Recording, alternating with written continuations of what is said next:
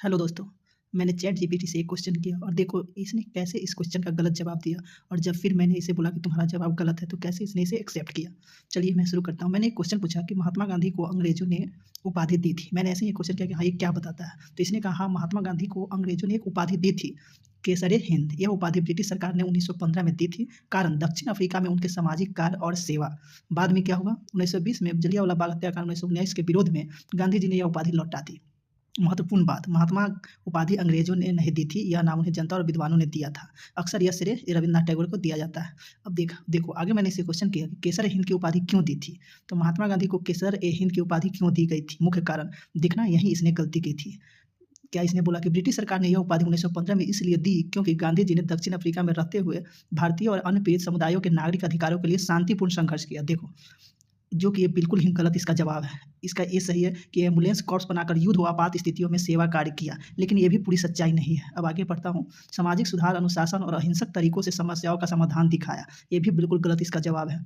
अब देखिए ये ऊपर समझाता है कि उपाधियों का अर्थ क्या होता है। बाद में क्या हुआ कि जलियांवाला बाग के इसने 1919 में जो जलियांवाला हत्याकांड हुआ था, उसके 1920 में उन्होंने उपाधि लौटा दी। लेकिन आगे देखिए मैंने जब बोला कि तुम्हारा जवाब गलत है, तो आगे चैट जीपीटी क्या बताता है कि आप सही कह रहे हैं, मेरे पिछले जवाब में गलती थी, धन्यवाद कि आपने टोका। और यही होता है कि अगर कोई इंसान अगर कोई चीज़ सर्च करता है, अगर उसे पूरी जानकारी नहीं है, तो ये गलत इन्फॉर्मेशन देकर निकल जाता है और लोग इसको एक्सेप्ट कर लेते हैं। आगे देखिए इसने अपनी गलती एक्सेप्ट की और बोला, अब सही और प्रमाणित जानकारी साफ-साफ बता रहा हूँ।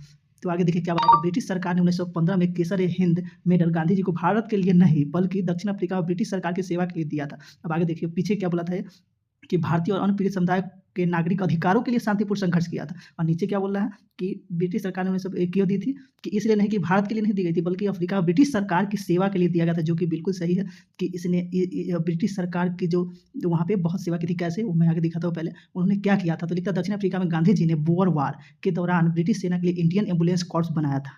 ठीक है। जुलू रिबेलियन 1906 में घायल ब्रिटिश सैनिकों की सेवा और सहायता की, ब्रिटिश शासन के प्रति उसकी वफादारी दिखाई। ये बिल्कुल सही है कि जब वार हो रहा था और जब अंग्रेज और दक्षिण अफ्रीका के सैनिकों के बीच युद्ध हुई, तो वहाँ वहाँ के दक्षिण अफ्रीका को गुलाम बनाने के लिए उन्होंने बोअर वार में ब्रिटिश सेना का, इससे पहले ब्रिटिश सेना कितनी बार हार चुकी थी, लेकिन उसमें इन्होंने एक एम्बुलेंस का गठन किया। उसमें जितने ब्रिटिश सैनिक जो घायल होते थे उसे ले जाकर उसका इलाज वो एम्बुलेंस करती थी और फिर वो लड़ाई करती थी, जिससे उस अफ्रीका की सेना हार गई थी और वो ब्रिटिश जीत गया था। और इसी खुशी में उन्होंने 1915 में गांधी जी को ये पुरस्कार दिया था। ये जो है पुरस्कार दिया गया था, केसर-ए-हिंद मेडल उनको दिया गया था।